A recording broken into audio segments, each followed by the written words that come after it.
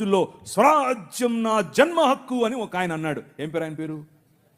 లోకమా, అట్లా చెప్పకూడదు, లోకమాన్య తిలకం చెప్పాలి. ఏంటా స్వరాజ్యం అని అడిగారు. ఏంటా స్వరాజ్యం అనంటే బ్రాహ్మణుడై ఉండే స్వరాజ్యం కావాలి, క్షత్రియుడై ఉండే స్వరాజ్యం కావాలి, శూద్రుడులాగే పడుండే స్వరాజ్యం కావాలి. ఏమయ్యా మేము వస్తామయ్యా, మేము పాలకవర్గంలో ఉంటాము అనంటే, ఒరే మళ్ళీగా ఈరిగా ఏం పనిరా నీకు, కుండలు చేసుకునేటానికి నువ్వు పార్లమెంట్లో పోతే ఏం చేస్తావు? రే నీకే చెప్పులు కుట్టేటానికి నీకేంద్రా అన్నడినా. నేను సొంతంగా చెప్తున్నాను అనుకుండారు. ఆయనకు ఒక పత్రిక ఉండేది, ఆ పత్రికలో రాశాడు, స్త్రీల పట్ల ఈ స్వరాజ్యానికి ఉన్నటువంటి ఆలోచన ఏంటో తెలుసా? ఈ ఉందంట పండిత రామాబాయి, ఇంతమంది ఉన్నారు దేవుళ్ళు, ఒక్కడు నచ్చలా, ఆ పోయి తెల్లంతో లేచిపోయింది అని రాశాడు. నేను ఊరికే చెప్పట్లేదు, పేపర్లో రాశాడు. వారు కోరుకున్నటువంటి రాజ్యం ఏమిటి అని అంటే, వారు ఎదురు చూస్తున్నటువంటి రాజ్యం ఏమిటి అని అంటే, దానికి రామరాజ్యం అని కొందరు పేరు, దానికి ఇంకో రాజ్యం అని ఇంకో వాళ్ళ పేరు.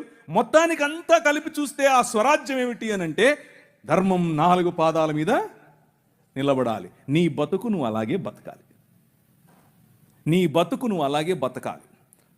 మూతికి ముంత, ముడ్డికి చీపురు, ఇదే నీ బతుకు. ఇదే చెప్పారు, నువ్వు అలాగే బతకాలన్నారు. పూణేలో అలా ప్రాక్టీస్ చేశారు. భయంకరమైనటువంటి జీవితం. ఇది వారు ఎన్నుకున్నటువంటి మార్గం, ఇది వారు చెప్తున్నటువంటి రాజ్యం. ఆ రాజ్యంలో సావర్కర్ గారు ఆ రాజ్యం కోసం పోరాడుతూ ఎన్ని పిటిషన్లు పెట్టాడు. అయ్యో బాబోయ్ నన్ను రక్షించండి, నేను ఉండను, ఇక్కడ ఈ జైల్లో ఉండను, బ్రిటిష్ వారు మీరు నిజంగా మా కోసం వచ్చినటువంటి కాళీమాత లాంటి వారు, మీరు ఈ ముస్లింల నుంచి మమ్మల్ని రక్షించడానికి వచ్చినటువంటి దేవుడు. వాళ్ళని పొగిడాడాయన, పొగిడి పిటిషన్లు పెట్టిదిగా మీ స్క్రీన్ మీద కనిపిస్తోంది. పిటిషన్లు పెట్టి మరి నన్ను బయటకు తీసుకురమ్మని అడిగితే ఆయన బయటకు తీసుకొచ్చారు. 1913లో ఒకటి, నవంబర్ 14 1913లో ఒకటి, ఫిబ్రవరి 2 1948లో ఒకటి, 1950లో ఒకటి చెప్తే పెడతనే ఉన్నాడు. ఆయన ఒకవైపు క్రైస్తవ వీరులు, ఒకవైపు క్రీస్తు కోసం వచ్చినటువంటి వారు ఈ దేశ నిర్మాణం కోసం పోరాడుతూ ఉంటే, ఈయన బ్రిటిష్ వారికి తొత్తుగా పనిచేశాడు.